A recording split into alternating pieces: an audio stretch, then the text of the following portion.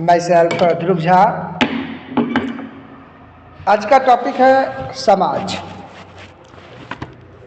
समाज का मतलब है एक से ज़्यादा लोगों का समूह जो मानवीय गतिविधियां करता है। समाज लोगों का ऐसा समूह होता है जो अपने अंदर के लोगों के मुकाबले दूसरे समूहों से कम मेलजोल रखता है। समाज मानव के विकास के लिए काम करता है।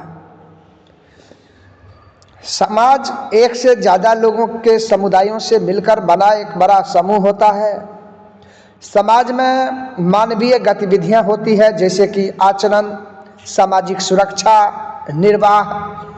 समाज में मानव व्यवहार और संबंधों का नियंत्रण होता है। समाज मानव द्वारा बनाई गई संस्था है और मानव ही इसके अंग है। समाज में सहकारिता, उत्तरदायित्व, कर्तव्य निष्ठा, मानवीय संवेदनाएं, आध्यात्मिक, भौतिक प्रगति, रोजगार, आर्थिक सहयोग, नियोजन और शिक्षा जैसे जीवन के महत्वपूर्ण मूल्यों का निर्माण किया जाता है। अगर हम बात करें भारतीय समाज की प्रमुख विशेषताओं की, तो भारतीय समाज एक बहुलवादी समाज है।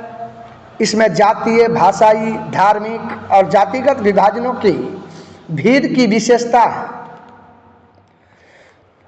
बात रही, देखिए, समाज का दूसरा अर्थ भी होता है, उस पहलू पर भी बात हम लोग करें कि धार्मिक, परोपकारी, सांस्कृतिक, वैज्ञानिक, राजनीतिक, देशभक्ति या अन्य उद्देश्यों के लिए एक साथ जुड़े व्यक्तियों का संगठित समूह, यानी समुदाय के सदस्य के रूप में रहने वाले व्यक्तियों का समूह जो है वो समुदाय कहलाता है। समाज की प्रसिद्ध परिभाषा की अगर हम बात करें तो समाज ऐसे लोगों का समूह है जो जीवन जीने में एक दूसरे की सहायता करने और अपनी परिस्थितियों को बेहतर बनाने के लिए एक साथ रहते हैं। विभिन्न प्रकार के समाजों में सामंजस्य के विभिन्न स्तर और कई अलग अलग तत्व होते हैं। समाज के 4 तत्व हैं: न्याय, स्वतंत्रता, बंधुता और समानता। ऐसे समाज के निर्माण का सपना बन जाते हैं। बात रही समाज के प्रकार की, तो समाज के कई प्रकार होते हैं। समाज को विकास के स्तर के आधार पर, आर्थिक गतिविधि के आधार पर, सांस्कृतिक विशेषताओं के आधार पर, ज्ञान के आधार पर और संगठनात्मक विशेषताओं के आधार पर बांटे गए हैं। समाज के अगर हम कुछ उदाहरण की बात करें तो शिकारी संग्राहक समाज, पशुपालक समाज, बागवानी समाज, कृषि समाज, सामंतवादी समाज, औद्योगिक समाज, उत्तर औद्योगिक समाज और औद्योगिक कृषिवादी समाज है। वैदिक काल में समाज को 4 वर्णों में बांटा गया था: ब्राह्मण, क्षत्रिय, वैश्य और शूद्र।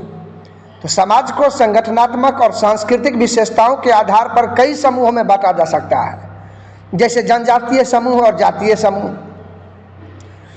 भारतीय समाज का मतलब है भारत में रहने वाले लोगों का समुदाय। यह एक बहुजातीय, बहुभाषी और बहुधार्मिक समाज है।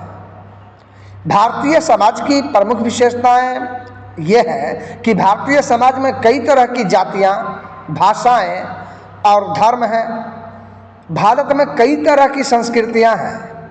भारत में शहरी, ग्रामीण और आदिवासी क्षेत्रों में रहने वाले लोग शामिल हैं।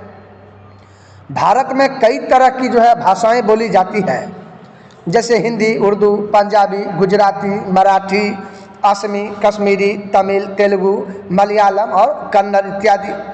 भारत में कई तरह के धर्म भी हैं। भारत में कई तरह के सांस्कृतिक प्रथाएं हैं।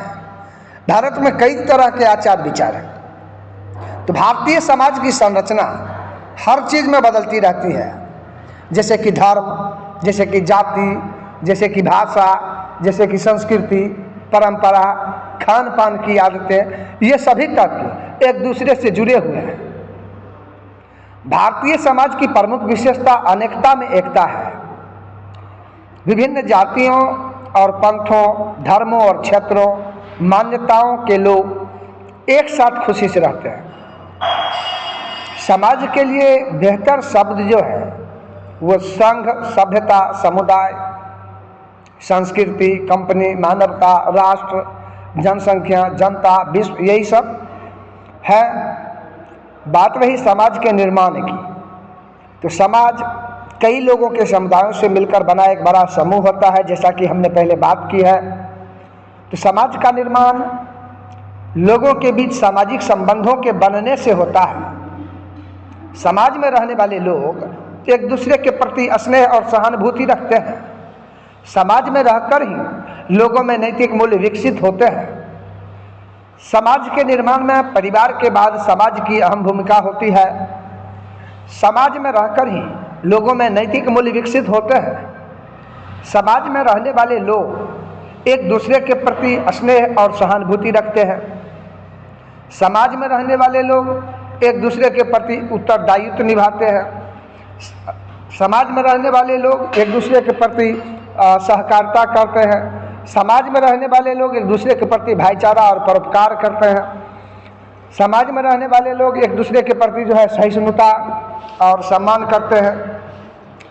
ये लोग एक दूसरे के प्रति मानवीय संवेदनाएं दिखाते हैं, एक दूसरे के प्रति कर्तव्यनिष्ठा दिखाते हैं। मानव समाजों की उत्पत्ति सबसे पहले पूरा पाषाण युग में हुई थी।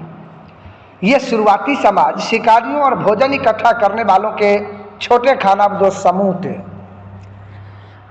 बात रही समाज के जनक की, तो अगस्त कम्ते को जो है समाजशास्त्र का जो है जनक कहा जाता है। वे फ्रांसीसी विचारक थे। उन्होंने समाजशास्त्र शब्द का इस्तेमाल किया था और समाजशास्त्र का अध्ययन करने के लिए वैज्ञानिक पद्धति विकसित की थी। अगस्त कॉम्टे का पूरा नाम जो है Isidore Auguste Marie Francois Xavier Comte था। उनका जन्म 19 जनवरी 1798 को हुआ था और उसका निधन 5 सितंबर 1857 को हुआ। उन्होंने समाजशास्त्र को एक स्वतंत्र विषय के रूप में परिभाषित किया था। उन्होंने समाज के 3 चरणों का वर्णन किया था: धर्मशास्त्रीय या धार्मिक, आध्यात्मिक या दार्शनिक, सकारात्मक या वैज्ञानिक चरण। बात रही, देखिए, सबसे पहले तो भारतीय समाजशास्त्र के जनक जो है वो गोविंद सदाशिव घुरिये को अक्सर भारतीय समाजशास्त्र के जनक के रूप में जाना जाता है, क्योंकि उन्होंने भारतीय समाज की सामाजिक संरचना पर काम किया था। उन्होंने समाजशास्त्रीय अध्ययन में साहित्य का इस्तेमाल किया था। बात करते हैं अब समाज के महत्व की। समाज का महत्व बहुत ज़्यादा है। समाज में रहकर ही इंसान सब कहलाता है। समाज में रहने से इंसान का विकास होता है और वह अपने जीवन को बेहतर तरीके से जी पाता है। समाज में रहने से इंसान को कई तरह के फायदे होते हैं। जैसे समाज में लोग एक दूसरे की मदद करते हैं। समाज में मिलकर काम करने से जो है सबकी तरक्की होती है। समाज में रहकर हमारी परंपराएं और त्यौहार मनाने का मौका मिलता है। समाज में रहकर हम अपनी पहचान बनाए रखते हैं। समाज में रहकर हम अपनी खुशियां और दुख बांट सकते हैं। समाज में रहकर हम सीखते हैं और हमारी मदद भी होती है। समाज में रहकर हमारा जीवन सुरक्षित और सुखद बनता है। समाज में रहकर हम अपने चरित्र का निर्माण करते हैं। समाज में रहकर हमें अपने सुख दुख बांटने के लिए किसी न किसी की आवश्यकता होती है। समाज में रहकर हमें उचित और अनुचित की सीमा तय होती है। तो समाज में रहने से हमारी व्यक्तिगत पहचान, सामाजिकरण और सामूहिक प्रगति होती है। समाज में रहने से अपने सदस्यों के बीच अपनेपन और परस्पर जुड़ाव की भावना पैदा होती है। समाज का धर्म अपने सबसे बुनियादी रूप में नैतिक विचारों और नियमों की एक कठोर प्रणाली है जो हर समुदाय में विभिन्न रूपों में मौजूद है। समाज के संदर्भ में धर्म की भूमिका को विभिन्न दृष्टिकोण के माध्यम से समझा जा सकता है, जिनमें से सभी महत्वपूर्ण दावे देते हैं। समाज के मुख्य जो आधार हैं वो 4 हैं। समाज लोगों का एक बड़ा समूह है। लोग बहुत पहले से साथ रह रहे हैं। लोगों में एक दूसरे के होने का एहसास हो रहा है। समाज कमोबेश अस्थायी जुड़ाव है।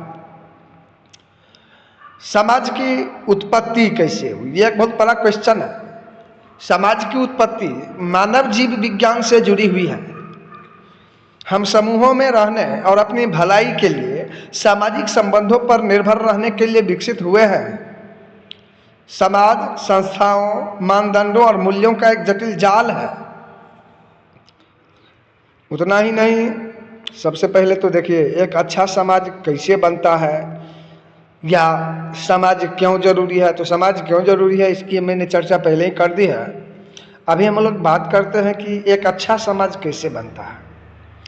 देखिए सबसे पहले तो हमारा समाज ऐसा होना चाहिए जहाँ सभी लोगों को सम्मान, अधिकार और सम्मान मिले। अधिकार भी समान होना चाहिए और सम्मान भी मिलना चाहिए। यहाँ पर सभी लोगों का एकजुट होना और एक दूसरे का साथ देना चाहिए, चाहे वह गरीब हो या धनवान हो। जाति, धर्म या लिंग का भेदभाव नहीं होना चाहिए। समाज में न्याय, समानता और सहयोग की भावना होनी चाहिए ताकि हर किसी का विकास हो सके और सबका अच्छा भविष्य हो। तो चलिए समाज के बारे में आज हम लोग बातचीत किए। आज के पाठ में इतना ही।